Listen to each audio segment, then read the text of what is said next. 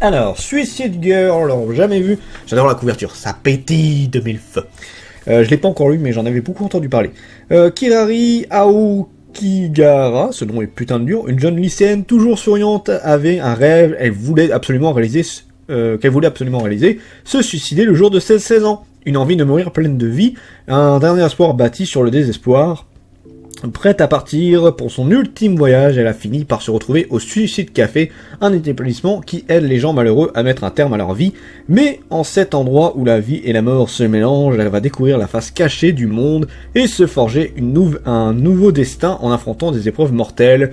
Le talentueux, l'excentrique, le génial Hatsui Nakayama vous présente ce combat pour la vie d'une jeune fille face au monde des ténèbres. Et je sais pas qu'est-ce qu'il a fait d'autre, cet auteur-là. Je crois pas qu'on ait eu de manga de ce monsieur.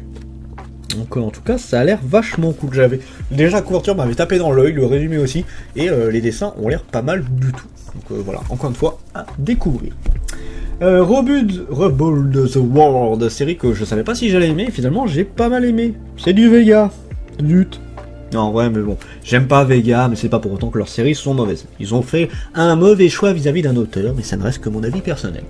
Rebuild the World, c'est une série science-fiction où on suit un monde apocalyptique, où il y a presque plus grand chose, et alors il y a plusieurs boulots, mais un boulot qui rapporte pas mal et qui en même temps est ultra dangereux, bien évidemment, sinon c'est pas drôle, c'est d'aller fouiller les ruines de l'ancien monde, où en gros, voilà, les anciennes villes, tout ça, où il y a plein d'artefacts, il y a plein d'objets qui valent une petite fortune, sauf que ces endroits sont gardés par des machines tueuses, et du coup, le seul moyen d'aller les récupérer, c'est d'espérer de pas crever, quoi.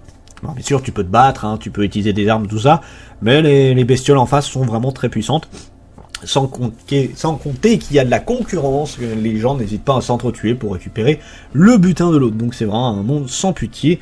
Et notre jeune héros, il va rencontrer une IA un peu particulière qui va l'aider en échange de quoi il doit lui obéir à 100%. Voilà. Donc est-ce que c'est un ennemi, est-ce que c'est une gentille? On ne sait pas encore tout à fait, mais en tout cas, il va mettre sa vie entre ses mains à cette jeune femme. Donc voilà, série qui est plutôt sympa. J'en ai pas parlé encore, si j'ai pas de bêtises.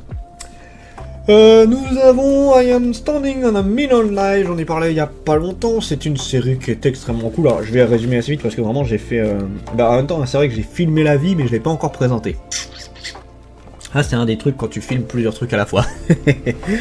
En gros on suit plusieurs personnes qui vont se retrouver dans un autre monde, c'est encore du isekai, sauf que là ils peuvent revenir dans leur monde quand ils ont fini une mission. Donc ils vont chacun, à chaque fois, c'est en plusieurs tours, à chaque fois qu'ils sont réinvoqués dans ce monde, une nouvelle personne les accompagne de leur monde à chaque fois, hein, c'est toujours des humains de notre monde, et ils vont devoir accomplir des missions pour réussir à revenir dans leur monde, et à chaque fois apprendre un peu plus sur la vérité et le but final de cette quête. Série qui est très cool mais aussi extrêmement dure puisque vraiment ça va au meurtre bien violent. C'est assez gore, c'est très trash et surtout c'est très dur mentalement comme histoire. C'est vraiment, moi j'adore, je trouve ça vraiment super. Le gros souci que j'ai c'est que vraiment je trouve la patte graphique pas terrible, c'est pas super beau à regarder, mais on a des personnages extrêmement cool et j'ai découvert principalement avec l'animé qui était excellent, mais l'animé s'est déjà fait rattraper depuis un petit moment par le manga. Donc bon, mais ça plairait pas à tout le monde, mais je peux le conseiller un peu.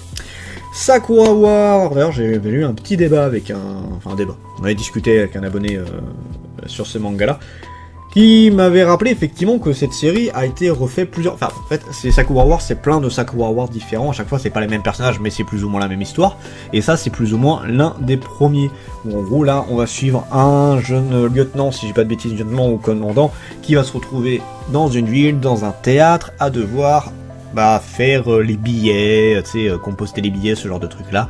Donc pas une mission pour un soldat en tant que tel, sauf qu'on va se rendre compte que cette ville est très loin d'être calme et paisible, et on va se rendre compte également que la troupe du théâtre est très particulière.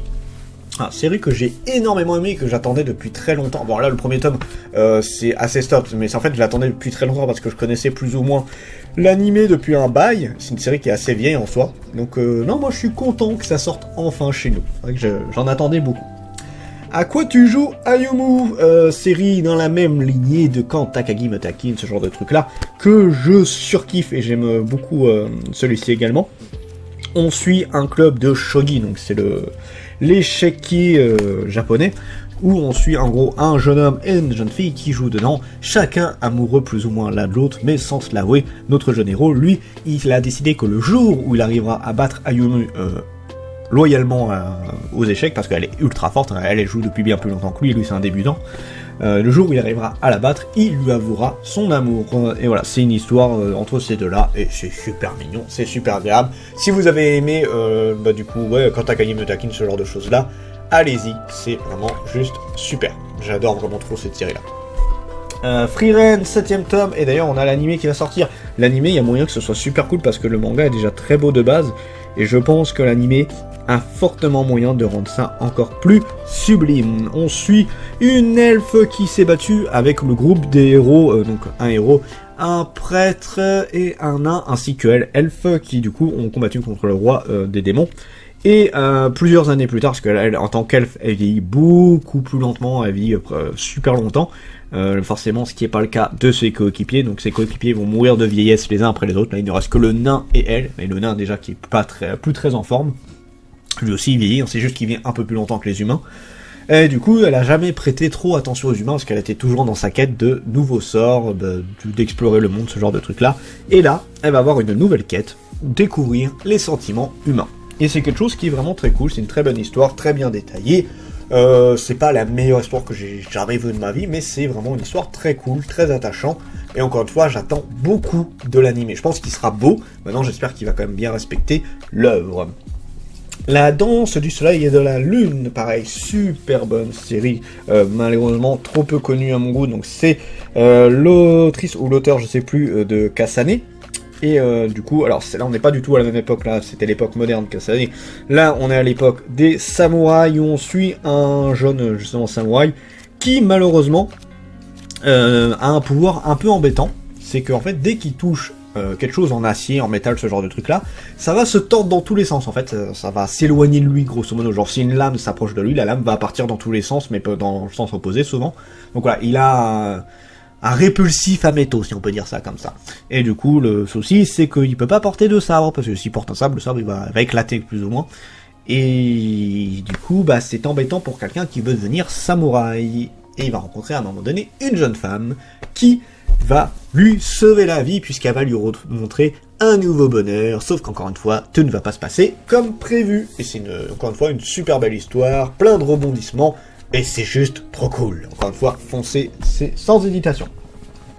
By the Grace of the God, l'anime qui est encore en cours, là on a la deuxième saison, la deuxième saison c'est fini je crois, parce que là on a eu le 12e épisode, donc je pense que c'est terminé, si je dis pas de bêtises, où en gros nous suivons un réincarné, encore une fois, hein, pour pas changer, un réincarné du coup qui toute sa vie était assez merdique, c'était un salaryman qui en a bavé toute sa vie, et il va être invoqué dans un autre monde après sa mort, où les dieux vont dire voilà, tu vas avoir une vie beaucoup plus sympa, nous on se sert de toi pour récupérer le mana de la terre, parce que la terre ne se sert pas du mana, et en contrepartie de ça, on t'offre une vie bien meilleure, et du coup il va pouvoir aller dans un autre monde en retrouvant une jeunesse. Là il va avoir 5-6 ans quand il va arriver, si je dis pas de bêtises, et il va obtenir de la magie, il va obtenir pas mal de trucs, et du coup il va commencer à dompter des slimes, et ça va devenir un spécialiste dans ce domaine-là, et il va commencer à découvrir le monde plusieurs années plus tard, mais il va vraiment commencer à l'explorer. C'est une histoire toute mignonne, très agréable, c'est vraiment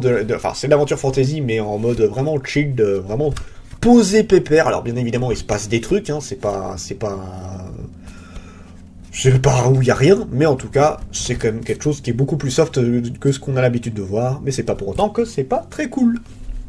Arifureta Origin, série, 4ème tome de ce manga-là, où c'est un spin-off de la série de base. Alors, je vais pas parler... là, en gros, c'est une jeune fille qui va chercher des gens avec des pouvoirs plus ou moins divins, parce qu'en gros, il y a certaines personnes... il y a la magie, ce genre de truc-là, et certaines personnes ont des pouvoirs liés plus ou moins à la divinité, et en gros, c'est des pouvoirs surpuissants, complètement abusés.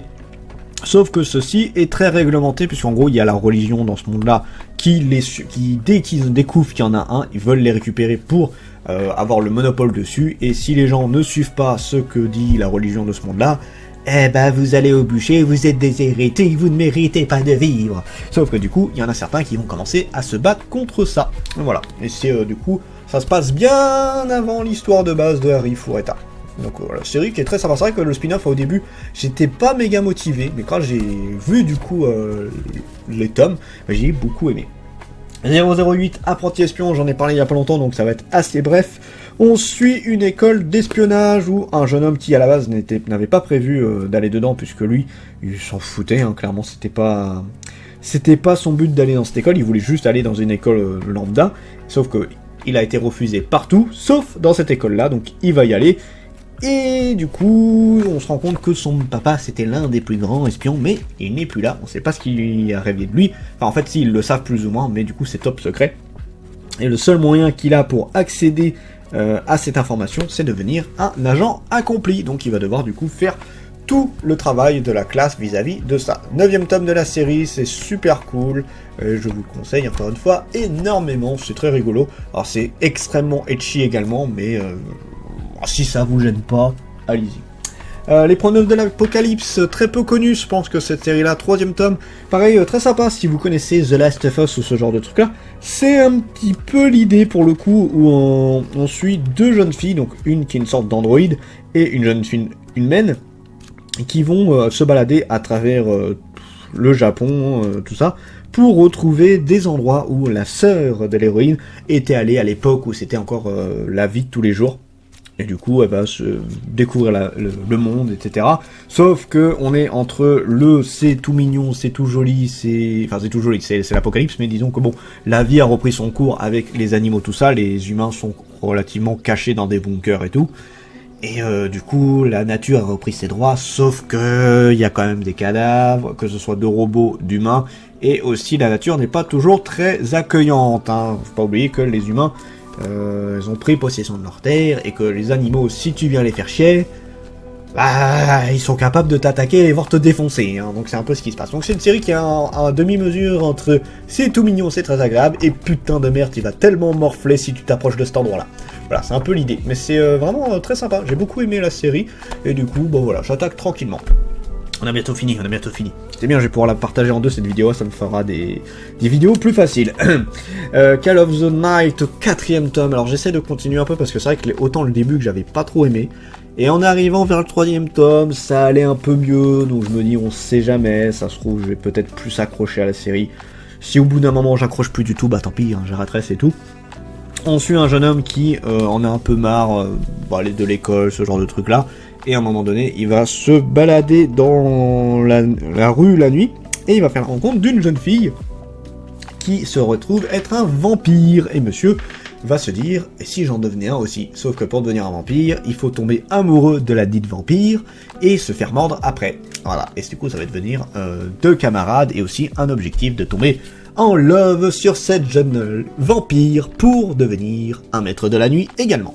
Une série qui m'avait pas des masses plus au début, et finalement, voilà, le 3e tome était un peu plus sympa. Maintenant, encore une fois, à voir si j'arrive à accrocher, ou si pas du tout. Alors, je garde celui-là pour la fin. Épouse-moi Atsumori, série qui est en 6 tomes, donc c'est quasiment fini. Alors, j'ai un peu de retard sur la série, mais au moins, j'aurai presque tout, il me manquera qu'un seul tome. Du coup, c'est Tamao qui a fait cette série-là, qui en a fait plusieurs, et notamment La Maison du Soleil, que j'adore cette série. On suit une jeune fille qui était tombée amoureuse d'un monsieur, et elle va lui promettre que je viendrai à Tokyo pour t'épouser, et elle va vraiment le faire. Après ses études, elle va arriver à Tokyo pour lui demander de vivre avec et tout, sauf que évidemment ça va devenir un peu plus compliqué que ce qu'elle ne le pensait. Je vais faire un résumé très bref de ceci, parce que il y a beaucoup de choses à raconter vis-à-vis de ça. Enfin voilà, c'est tout pour cette série. Et le dernier, édition collector, mes petits amis, de Valiant The Black Iron. Alors j'en ai entendu parler, mais je vous avoue que je ne sais pas du tout ce qu'il en est. Alors l'édition collector, nous avons ceci avec, je sais pas du tout ce que c'est. Oups, mon anti-pop il se pète la gueule. Donc on va lire les deux pour voir ce que ça vaut. Alors, au XIIIe siècle, le Japon échappe de justesse à l'invasion mongole, en partie grâce au talent de samouraï de Tetsujiro Soma. Sa puissance est telle qu'il est craint même de ses alliés, mais ses exploits ne lui attirent ni reconnaissance ni richesse. Une fois la menace repoussée, le guerrier maudit est renvoyé dans son domaine. Seul son fils, le fragile Takemaru, lui apporte bonheur et amour. Un jour, alors que Tetsujiro brave de nouveau la faim pour offrir son repas à l'enfant, il ferme les yeux et se retrouve seul et désarmé dans une forêt inconnue. Pire, il est soudain attaqué par des légionnaires romains assoiffés de sang. Des légionnaires romains, putain. Il est sauvé de justesse par Iris, une jeune fille ailée qui se représente comme la Valkyrie attitrée. C'est elle qui l'a menée ici, au Valhalla. Putain, d'accord. Pour retrouver son fils, Tetsujiro doit aider la créature dans sa révolte contre les forces qui dominent cette terre, envahie de guerriers de tout le temps et de tout lieu. Les armées les plus puissantes de l'histoire s'affrontent en plein cœur du Valhalla. Toshimisu Matsubara nous entraîne dans un récit épique au destin et à la mise en scène vertigineux. J'ai pas encore lu, mais pourquoi pas. C'est marrant, hein, la mythologie nordique, tout ça, c'est en pleine effervescence ces derniers temps. Donc voilà, on verra bien ce que ça vaut. Et on termine du coup avec ce truc-là, je ne sais pas du tout ce que c'est. Au Moyen-Âge, les duels judiciaires, c'est ça, étaient très répandus en Europe. En effet, on pensait que le vainqueur du combat était été choisi par Dieu. La jeune Kateya n'a d'autre option pour défendre ses terres face au grand vicaire. Je sais pas si c'est ça, mais bon, que de trouver un champion pour la représenter. Hélas, personne ne semble assez téméraire pour relever le défi jusqu'au jour où elle rencontre un homme aux longs cheveux noirs venu d'Extrême-Orient.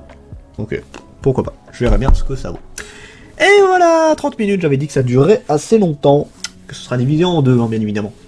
Sur ce, c'était Dragmer, je n'ai plus de voix, et je vous dis à la prochaine, chers mortels.